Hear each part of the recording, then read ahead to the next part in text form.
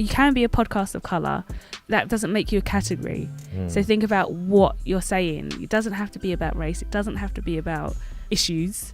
It can be as well, but just think what other thing makes you different, because that is initially, that might get you a few like, oh yeah, that's nice. Yeah, no, but then it doesn't get people listening, because there's more to us than just the colour. Hi, welcome to Blacticulate, a podcast series featuring UK young black professionals, where we find out how they do what they do, so you can too. Or not. After all, it is your life. Guys, the voice that you're hearing is Renay Richardson. Hello. Renay It's me again. Back at it again. Back at it again with the white Vans. Yeah, I haven't got white Vans on today. It's, some suede boots. Suede boots. Okay. God, you guys would have heard me wax lyrical about this lady, because she's fundamentally the person that kickstarted off Blacticulate. Ain't that right? Kind of. Yeah, no, well, you did. He was going to start it anyway.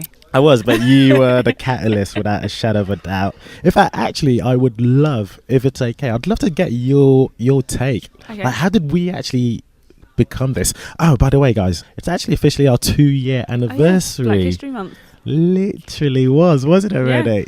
Yeah, it was. Take us back how we met and like how this started. It's basically, I was at a party. It was a friend's launch. He'd done something for Converse, a short film. Yeah. And I met one of Ade's friends there, who's also Kevin's friend. Yeah. Alex.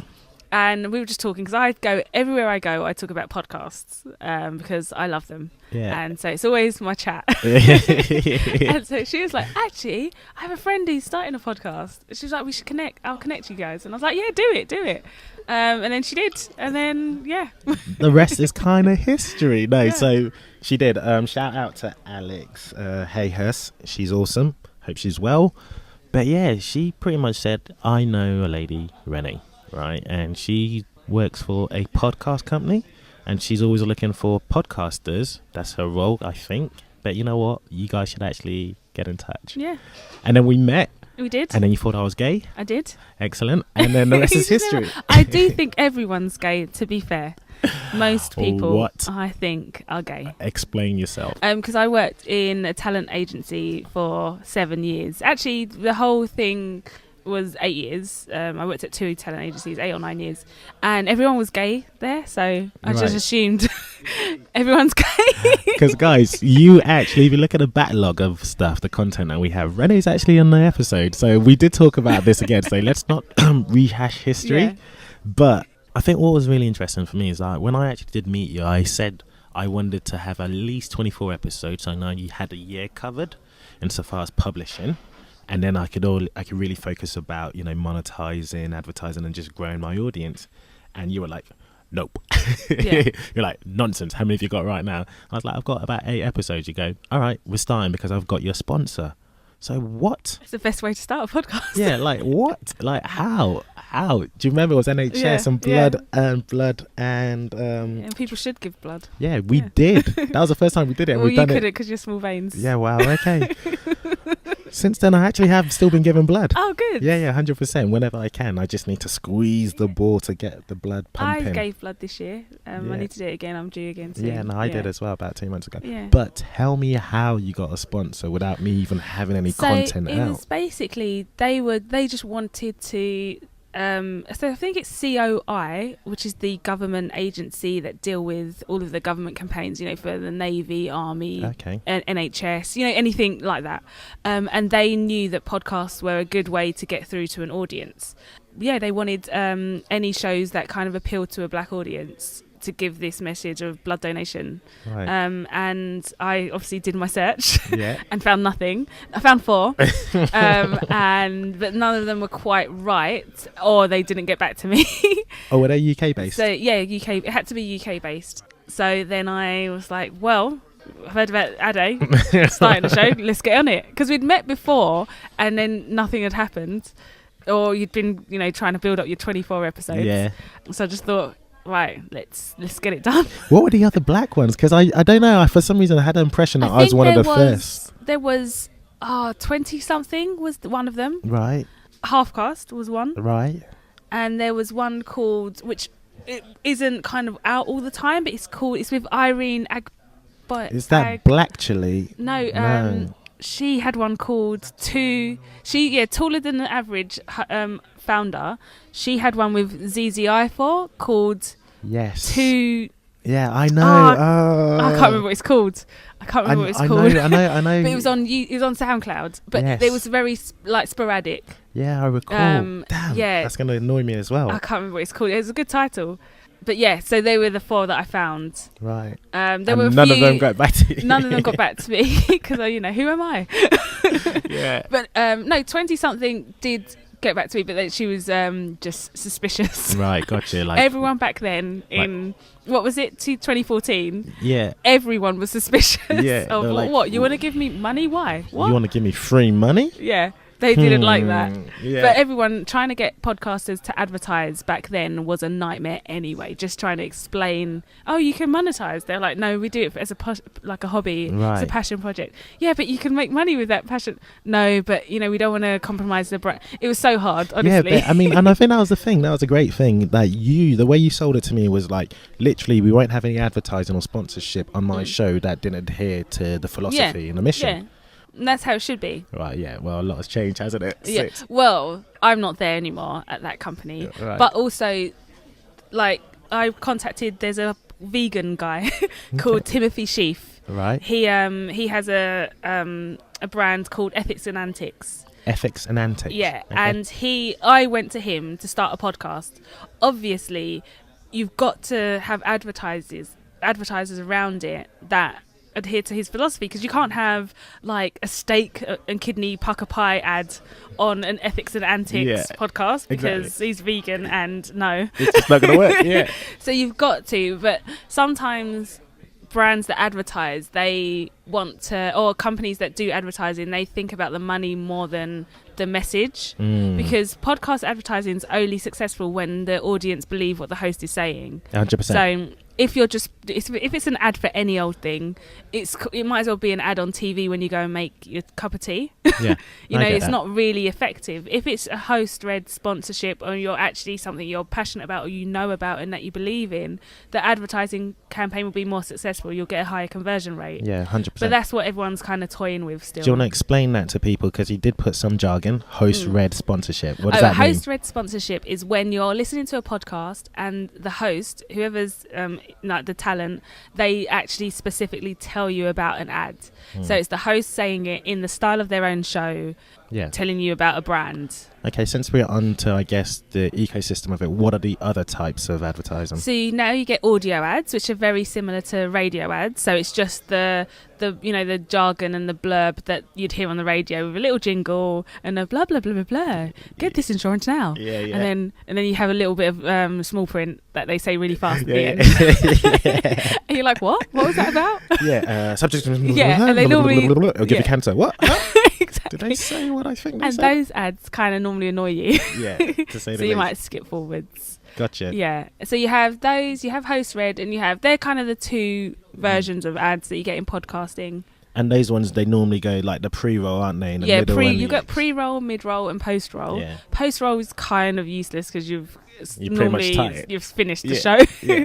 But actually, I listen to the end because I listen on Apple Podcasts, and it automatically deletes if you get to the end. Does it? Not that I'm necessarily paying attention to what's happening at the end, but I do let it play out because it just automatically deletes and I don't have to put my hand in my pocket and do anything. Yeah. So with audio ads, they can go pre, mid and post, and host reads can go the same, but the most ideal is mid-roll because it's in the middle of the content, you're super engaged, and that is when it's a good point to tell you about a brand. Okay, well, guys, you can already tell that Renay knows her shit without a shadow of a doubt. I call her Mama Podcast. I don't know whether she wants to ever be associated with a title Mama. But I've got a dog child, so okay, I have a mum. cool. Yeah. Ronnie, right? Yeah, Ronnie, little Ron. Bless him. Okay, so let's speak more then about podcasting, but more to the point, was this your dream? So it wasn't my dream. My dream was and is, you never know what's happened, to own a film studio by age 50. Right. When we last spoke, 50. you said you wanted a vegan cafe. Yeah. Look how fickle your dreams are now. But no, I still do want a vegan cafe. That's my retirement. I wanted to retire. Okay. I changed my location. I wanted it to be in Italy, but then Brexit happened, so that's out.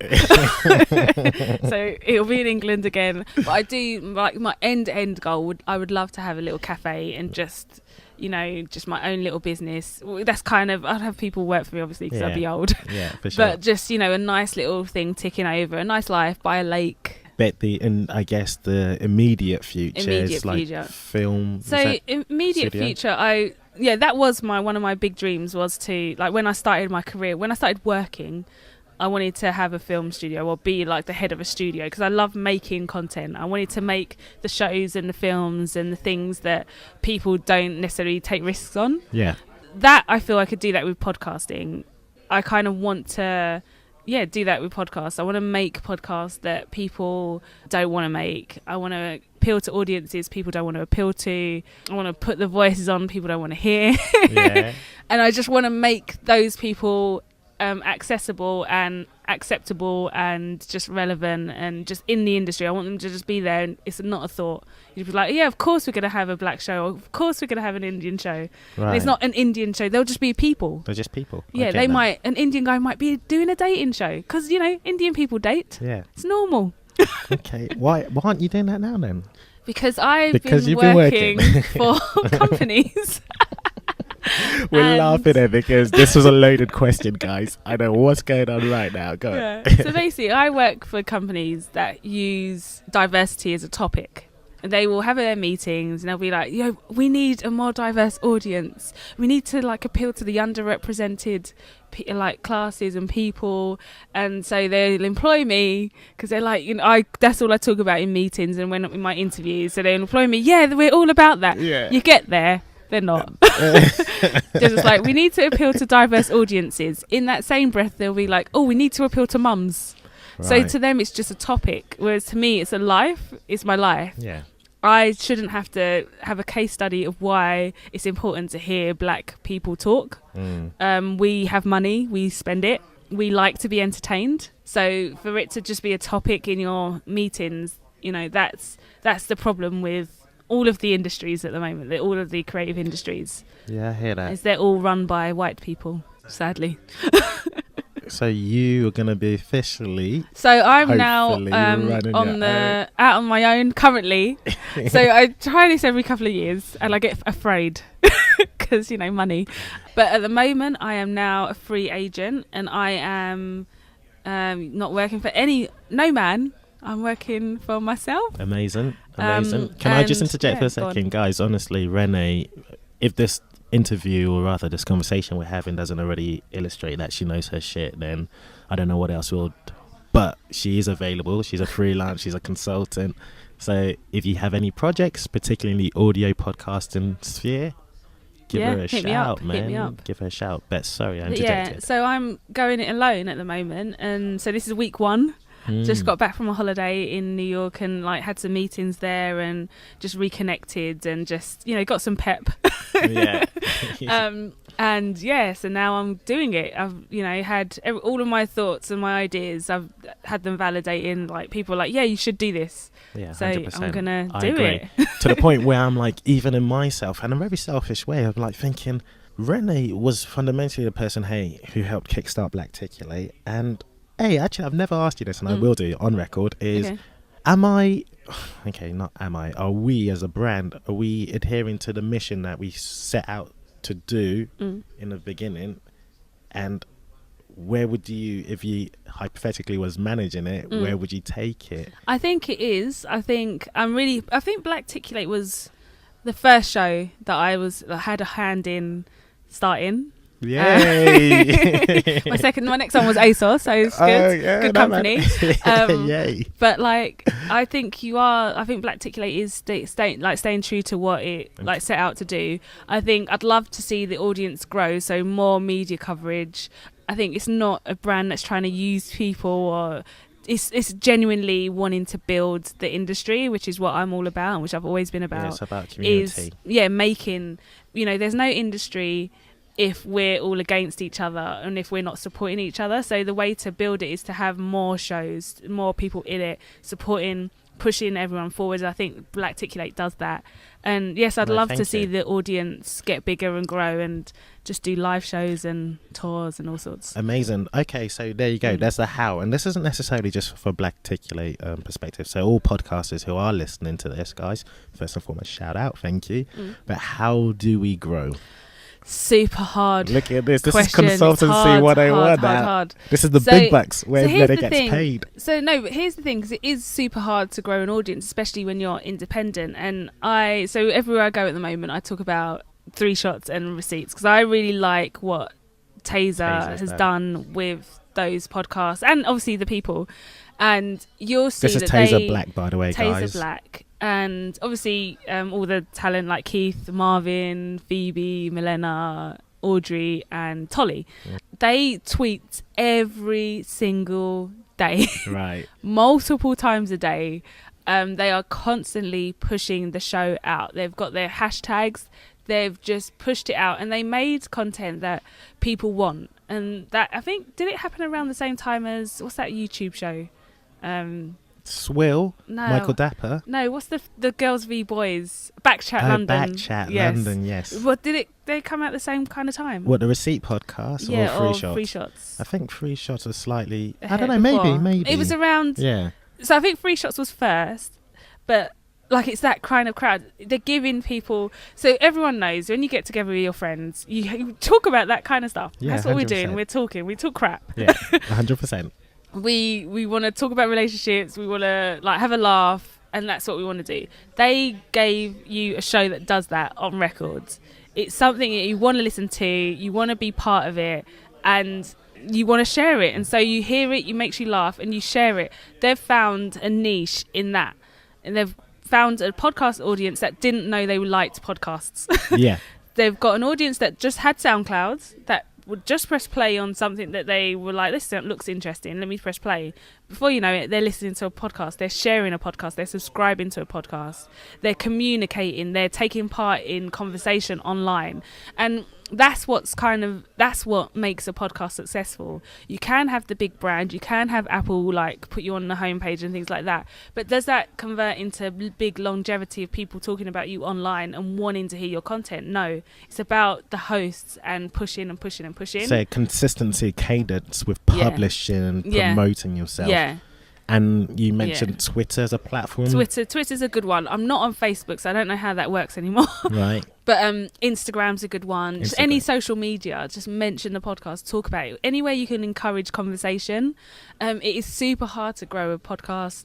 People are still trying to figure out how. But it's about finding a niche audience and making sure the audience that you want to target have it in front of them, right? Which is one of the hardest things, because half the time you know what audience you want, but you don't know how to get it in front of them, or you've just gone, it's for black people. Yeah. That because we're all the same, aren't we? Yeah. You and I are the same. We're both black, but we're the same people. Exactly. Our interests are the same because we're black. Of course. Says Renay, who was talking about natural deodorants or something earlier on, and was like, "What are you talking about? You stink." Yeah, but we're the same people. I'm on day 2. So I'm still fresh. But it's about choosing a colour. Okay. Is not enough to base an audience for a podcast on. You need to narrow it down further, and try and get it out there and find ways. Find the people who are in those circles online talking. Either get them on your show or try and get your show in front of them so they at least listen to it, so they might mention it. It's a lot of work. Yeah, no, it's not easy. It's not easy. No, it's almost like a full-time profession, but most people do it part-time. Yeah. And is that why they don't see, I guess, the success that they're hoping to achieve? I don't know. Yeah, I think it's just a slow. People think, I'm starting a podcast, it's going to be a hit now. Yeah. It's not. It's going to take time, and you've got to grow your audience, and it takes months and sometimes years. Yeah. And that's why it's part-time, because you need money coming in. You do. So that's why it helps to spend the time and not just try and rush ahead and try and do too many things at once with it. Really find what's the show about, what's your USP, have that. Then from that you build like, how am I going to put it out there, how am I going to promote it? From that you're like, who can I get on it, who can I put it in front of? It's levels. Right, gotcha. A lot of people, I've met with a lot of podcasters, and a lot of them I'm like, what makes your show unique? And they're like, oh, I've not really thought about that. And I'm like, okay, so the show is now 6 months old, so you really, we're doing this backwards, but go back and think about what makes it unique. Yeah. If nothing makes it unique, add unique into it, see how you can. But I think we can almost argue that we all are snowflakes. Sure, yes. I know. We're all unique in our respective rights, but like even like pop culture and like, those sort of opinion pieces, podcasts, but it's really difficult to differentiate yourself apart from you being an individual, especially if you're talking about current affairs and stuff like that. Oh. So we were just talking about pretty much how to actually grow an audience. And you mentioned something which is really interesting, where once you've actually found your niche, right? Once you've actually found your core audience, you just relentlessly promote it, push your podcast out there. But in different ways, because you don't want to bombard, so you don't want to annoy people, because I mute a lot of people who I just unfollow now, right. But like who kind of do the same tweets over and over. Yes, not into that. It's about, those like bots? Don't they have it like on a scheduling bot thing? I don't know, maybe, but it's like, it's obvious, so don't do that. But promote constantly, but in original, fun ways. Conversational ways. 100%. Because that's, and I always say this, people tend to forget, like when it comes down to social, the notion of social is actually, not only is it two-way, but it's enjoyable. It's like the art of conversation, right? Exactly. And no one likes that one friend that's always just talking about themselves. And listen to this. We all have that, right? And if you don't, then guys, it's most likely you. So it's me. It is you, Renay. She was like, Annie, when I come back from New York, we need to talk. I was like, here we go again. Nah, I'm joking. You're always a pleasure. So what about this notion where you're talking about going offline and touring? Yes, I think that's a good way to reach out to your audience. Same way music artists do. It's a good way, it's a revenue stream that you can get without without advertisers, without having an external brand involved. And even if your audience isn't necessarily big enough to make money via advertising, you might have enough fans to fill a 100-seat venue. And if you get a good deal, that could be some revenue there. No, I totally get it, and I think that's phenomenal advice. God, I'm rich. We really are getting some consultancy here, aren't we? And I'm really glad for free as well. So podcasters, listen. You are officially not a podcaster yourself, but a producer. I'm a producer. I kind of dabble. I go in my friend's podcast. I'm on this podcast. Yes, you are. So I appreciate that. So I've been on podcasts, and I am working on a show that actually I do want to. If I put it out there now, I want to release at the end of this month, end of October. Ooh, so exclusive. It's out there, happening. Watch this space. That I've been working on just to get my work out there. So this is a platform to share, like, what shows have you produced, and so I've produced and are currently producing as well. So I've just finished producing I was put on a producing team with some producers in DC. A kids show, actually, funnily enough. Right. A kids sports show. So kids, everyone knows I hate kids. Okay. Sports, not into sports. Yet here I was. But actually, the best woman for the job. But I really enjoyed working on that show. Actually, we were able to make some really interesting content. It was one of the most diverse, representative shows that the company has made. Okay. So, and I felt you could actually take more risks because it was kids content. Because it was less, like, there was less eyes on you, right? So you could actually make a show you were really genuinely happy with, and without trying to make it appeal to like old white men. Right, gotcha. Kids are the future, so you need to sometimes go in a bit strong. Okay. Because little Nazis. Wow. Are made. I do not corroborate this narrative. Little Nazis are made, so you've got to go in hard. Iron out the creases, exactly. The Nazi creases. Just, I think it's important to introduce kids to other cultures, other voices, other stories. Yeah. I think a lot of parents, well, in America, it's an American show, so it's for American kids. They shelter their kids from any racism, any thing. Obviously the kids, if you're not a white kid, you can't be sheltered. But the white kids and the white parents shelter their white children from knowing that exists. Right, gotcha. And I think it's important to show that actually it does exist, because it's normally the little white kids doing it. So Wow, yes, Renay, we took a dark turn. but I'm Pun just saying, intended. I enjoyed working on that show because Yeah. I think it's important. I think kids' content is super important. And you've also worked on a show, Revision History. No, I didn't You work on didn't? that. No, Oh, I see. They just got I your just had opinion. I Okay. just listened to an episode, which Yeah. I'm not going to talk about. Okay, we won't talk about that. So I was trying to really get you to it. Maybe in the future. And then also you'd produce another podcast, a UK one, right, called On the Shelf. On the Shelf. Oh, actually, no, I was working on the series. Oh, it's not out yet, so I can't talk about it. Oh, you can't? Okay. Yeah, so I can't talk about that. When it's Okay. out, I'll let you know. But I mean, fundamentally, you are a podcast producer, Yes. content manager. Yeah, and just So that's your business title, right? If that's fair.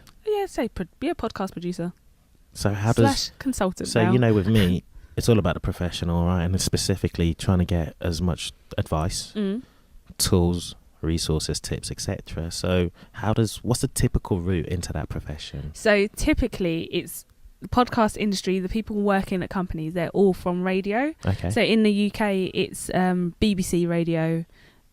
Well, yeah, that's the only talk radio. So that's the only radio you could be from. LBC. Oh yeah, LBC. Yeah. So they're LBC or BBC producers, and in America it's WNYC, NPR, and PRX. You know, all the little state versions of Yes. that. They're all radio producers. I think because podcasting is a different industry, I think it's great to have people who aren't from radio industry Right. in there, because you don't bring over the radio rules. Radio is very stiff, very old fashioned. In 30 years, 40 years, will people still be listening to radio live? I doubt it, Yeah. because we're all on demand kids now. 100%. So I think it's important to have people who aren't from radio to try and shake things up a bit, because it will be very easy for it to fall into the old rules, of the traditional rules of how you make content, how you tell stories, who you're appealing to. And radio traditionally makes it for one type of person. Okay. So the typical route you're saying is basically radio, first and foremost. But Yeah. the fact that podcast is actually a new industry. Yeah, it's Guess new. what? It's 13 years old. There you go, guys. So Like just make it. Just Just come in. through. We still just do it. still don't know the There's rules. no, Just get in. no rules yet. Like just get in. If you Okay. can get in, get in. And what kind of, I guess, characteristics, if there are any sort of personality and characteristics, traits that kill it as a producer, a podcast producer? Is there any sort of... I just think people who are interested in stories, In stories. in just any kind of stories. You have to be. I think it's important to love podcasting and Right. to want to make shows. I think there's a lot of people in podcasting who don't listen to podcasts, Which is insane. or who they're not really that into it, Yeah. which I find weird, because it's like working in TV and you're like, oh, I don't even watch it. Yeah. Like, why are you here? Or, in music, you're like, oh, I don't even like music. Yeah, I'm don't more even of a listen to theatre it. person. Yeah. It's like, why aren't you in theatre then? Yeah. So, but there are people in podcasting who are like that, and I just think it's important to have a passion for it, to really, I'd say, really want to shake things up, make a Okay. difference, like want to make a dent in the industry, because it's brand new. It would be like if you could go back to Hollywood at the beginning and you could be a film producer, you'd want to make a dent, right? Yeah, no, 100%. Yeah. Have a legacy. Yeah, that's what you'd be about. And I don't understand people who are in podcasting who don't want to do that, Right. who don't want to help shape it, because it's a brand new industry. So I get it, shaping it, trying to get a legacy and stuff. Are there any tools that is essential in order to help you do that?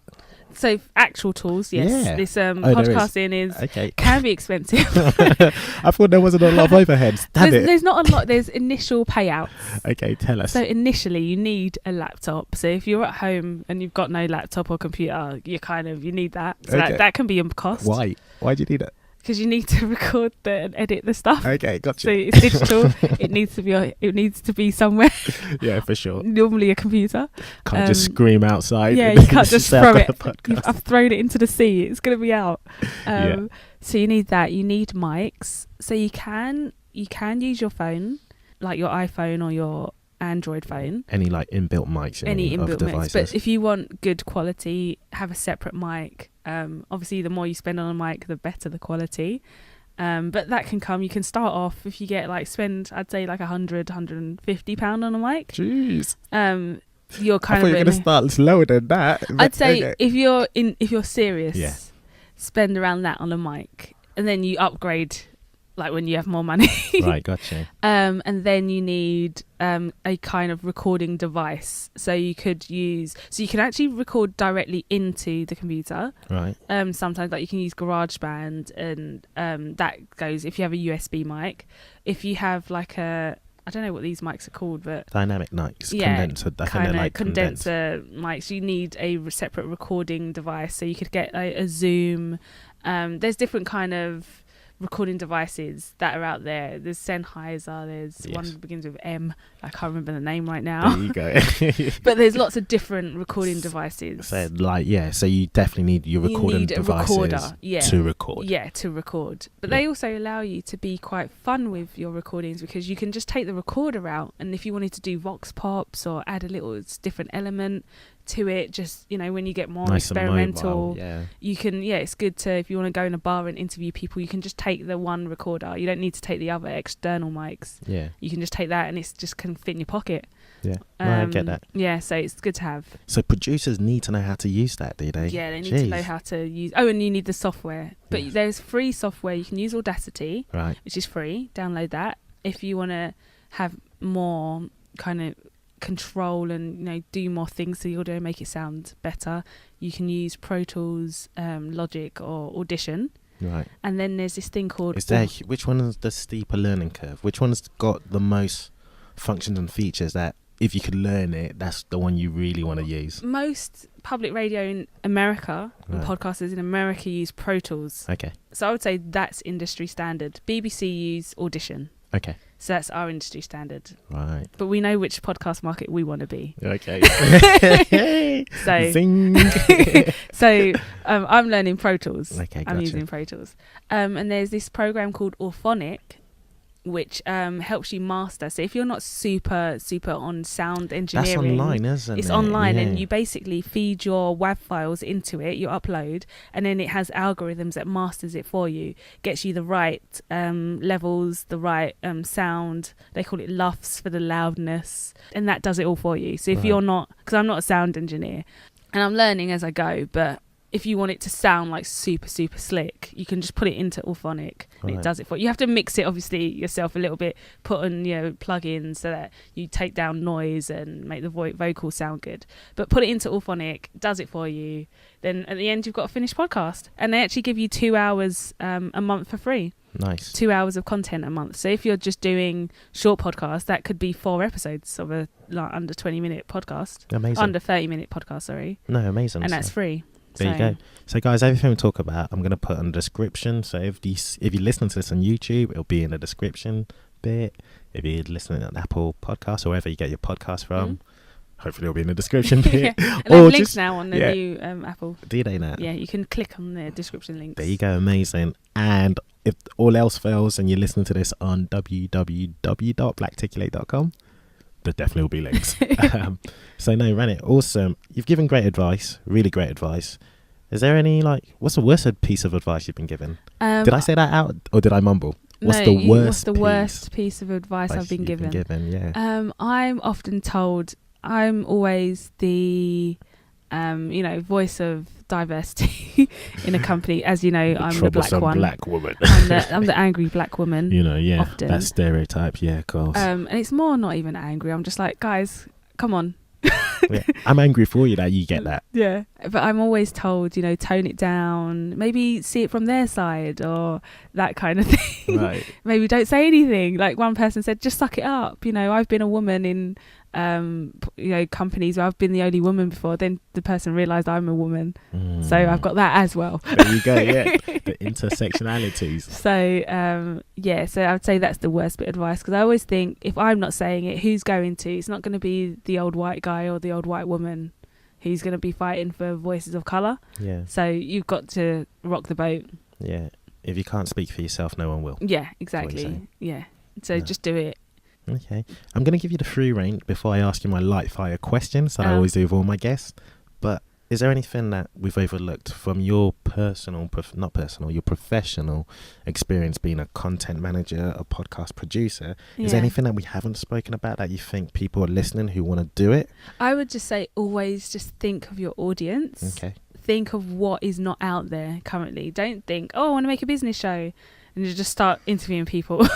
Because there's loads of business shows. Yeah. Why would your business show be different? Pop culture. There's so many pop culture podcasts. I love pop culture, so there's always room for more.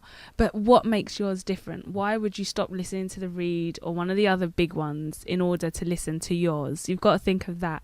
So it's easy if you just think of shows that people aren't making to be original, because then you've got no competition in that, and then you think, how do I get then you just can focus on how to get it out there, rather than why should they, I've got to make them stop listening to this one, to that one, you know. So just think of original ideas, and just take risks. You can be a podcast of colour, doesn't make you a category. So think about what you're saying. It doesn't have to be about race. It doesn't have to be about, issues. It can be as well, but just think what other thing makes you different, because that might get you a few like, oh yeah, that's nice. But then it doesn't get people listening, because there's more to us than just the colour. No, I mean, God, I'm just selfishly absorbing all of this and just thinking, am I actually different? As in, is Blacticulate actually different? And yeah, we probably are. I hope we are. Yeah. But guys, if we're not, do let us know. I'm always about trying to be accountable to you. So, Renay, you ready for the quick fire questions? Yeah, sure. Yeah. Okay. Is it just a yes or no? No, not really. I mean, listen. That's what quick fire means. I don't know. Yeah, it's just one of them ones. I say it just because I don't want you to just ramble. I know you can go on for a while. Okay. I'm a talker. So yeah, just be pithy with your answers. Okay. So if you can give a TED Talks, right? Mm-hmm. Anything other than your actual profession, what would it be on? What dating. Would it be on? Dating. Wow. Okay. I'm terrible at it. A TED Talks on dating. How to be terrible at dating. Five easy steps. What not to do. It would be what not to do with Renay Richardson. I absolutely love that. That is genius. Okay, and I'm going to ask you, geez, this is actually quite pertinent considering. Yeah. So what would you spend your last £5 on? So I'm actually down on, because of my Monzo fraud. What literally just happened? Yeah. I've got only £3 now. So what would I spend my bus fare home? Your last £3 bus fare. It would be travel somewhere. It would be like, I need to get home. So it'd be that. Oh, perfect. Because Blacticulate is all about black action, articulate, and we're all about action first and articulate it later. But we're gonna stick on the word articulate. Mm-hmm. Is there any word specifically in the English language that you hate, you dislike? See, and why? I don't know. There's no words that I hate, I don't think. Jealousy, though. Jealousy. So jealousy is often used wrong. Okay. Well, wrongly. Or I'm not even articulate myself, so here we go. But people say jealous, and they're jealous of a thing, and they normally mean they're envious. Jealousy is a really horrible trait, and you see it around all the time, where people are actually jealous and they do want to take the thing from you. Right. And it's not like they're envious of, oh, I wish I was doing that, and they'll be like trying to do it themselves, or like they'll just wish they were doing it and then they'll go back home and eat a cake. They're sad. Jealousy is like where you're just really a vicious and horrible person, where you're jealous of someone else's success. And I think just jealous. Interesting. Is horrible. Speaking of success, who springs to mind when we say the word success for you? Oh, Shonda Rhimes just went to success. Yeah. Just then she came to me. Yeah. Shonda Rhimes. I'm obsessed with her. Shonda Rhimes, Misty Copeland, obviously Oprah, but Misty Copeland is she's not my new hero. I've followed her career for a long time. I don't know if everyone knows, but I did train as a dancer. Right. Never wanted to be a dancer, but I did do it. Cause it's good to be able to dance. So I've followed Misty's career for a long time. She's just worked so hard. She's broken so many glass ceilings. She is the only first ever black principal dancer at a major ballet company. That happened in 2015. Ballet started in the 15th century. Amazing. That's amazing. She is beyond. And she's got a documentary out, hasn't she? Yeah, she's got a documentary called A Ballerina's Tale. Amazing. Which is on Netflix. So guys, check that out as well. Yeah. And the penultimate question, and this is one that I definitely would love to know your answer to. Oh dear, what is how would you like to be remembered? A troublemaker. You'd like to be remembered as a troublemaker. Causing trouble. Yeah. Say the word. Say it like a complete sentence. So I would cause trouble. I didn't just take... I would like to be remembered. I would like to be remembered as a troublemaker. I didn't just let things happen. If I didn't like something, I stirred it up. I didn't just let it happen. I'm not complicit. I'm a troublemaker. Amazing. And how can we find you on the World Wide Web? I am Renay Rich everywhere. Renay Rich. And when we do find I'm not you, on Facebook, so I'm not there. Yeah. You're not everywhere. Not everywhere. Yeah. Just basically 2 places. And when we do find you, what can we do for you? Because again, it's about us together. You know, how do we raise the tide? I like meeting with podcasters, chatting podcasts, and if they have any questions, I like to answer them, help them out. I produce loads of shows.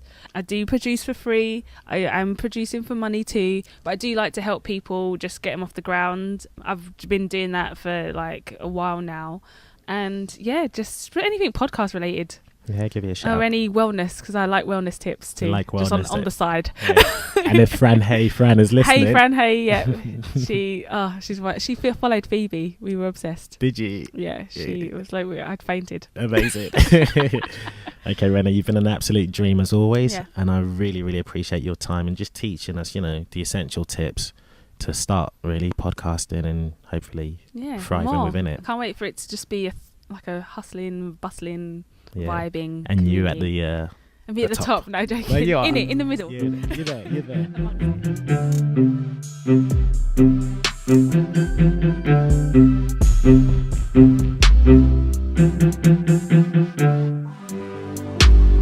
Hey guys, thanks very much for listening to this vodcast. I believe that's what it's called now, video and podcast. Or is it vidcast? Video podcast? Either way, we really appreciate you listening. And if you have any feedback whatsoever, anything good, anything that can make us better, please do leave it in the comment section below. Also, you can get all the info, all the links, all the resources we speak about in the description below. And last but not least, if you are someone who can teach us how you do what it is you do, because Blacticulate is all about empowering and upskilling the community, then please get in touch too.